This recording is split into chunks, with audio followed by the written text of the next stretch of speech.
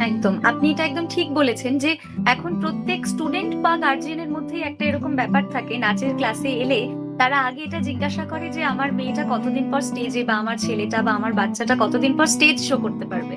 কিন্তু সেখানে গিয়ে নাচ করা এবং জানার মধ্যে যে একটা বিস্তর পার্থক্য আছে, সেই পার্থক্যটা তারা বুঝতে পারেন না হয়তো প্রথম দিকে। তারপর যখন তারা ওই গড্ডালিকা প্রবাহে গা ভাসিয়ে দেন যে আমাকে মঞ্চে অনুষ্ঠান করতে হবে, তখন গিয়ে শিক্ষাটা আর দীর্ঘস্থায়ী হয় না। তখন তারা Right. নাচটা করতে পারলেও জানতে পারে না, বা নাচটার মধ্যে যে আনন্দ আছে সেই আন্তরিকতাটা তারা ফিল করতে পারে না। মানে সে এটা একটা শিখছে কিন্তু সে পুঁথিগত বিদ্যাতে শিখছে না, সে হ্যাঁ, না, কাজের জন্য যতটুকু দরকার ততটুকু শিখছে। ততটুকু শিখছে। এরকম একটা ব্যাপার এখনকার জেনারেশনে চলে এসেছে। নিশ্চয়ই, এই জন্য সঠিক গুরুর আশ্রয় পাওয়াটা খুব দরকার।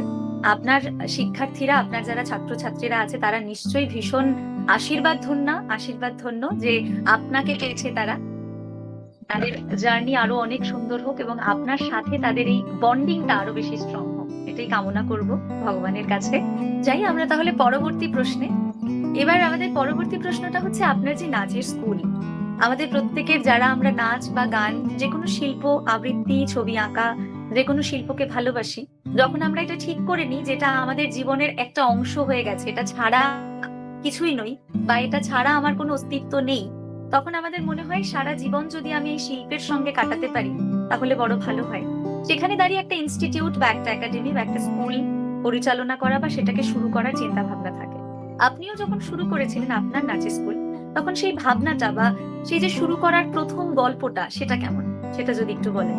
অ্যাকচুয়ালি যখন আমি কলেজে উঠি ফার্স্ট ইয়ার 2001 সালে, তখন বয়স হচ্ছে, বাবা বলছে এবার নিজে ইনকাম করো, বাড়ি থেকে সংসার হুম। খরচা দাও, কিছু করো আস্তে আস্তে। মানে বাবা মা তো চায় ছেলে গাইড করুক, মানে হোক, প্রেশারটা বাড়ি থেকে না দিলে তখন হবে না। নিশ্চয়ই। তখন আমি আহ, আহ, স- 5 দিন আমি কাজ করতাম, মানে ওই সময় কলেজ পড়াকালীন মানে নাচ করতাম সকাল থেকে বিকেল 5টা 6টা পর্যন্ত। আমি একটা প্রাইভেট সেক্টরে, মানে বলতে হবে চায় সবাই, আমার জার্নিটা খুব কষ্টের। আমি 1,000 টাকা দিয়ে বিভিন্ন দোকানে আমি পোস্টার লাগাতাম, তখন এয়ারটেল কোম্পানি ছিল।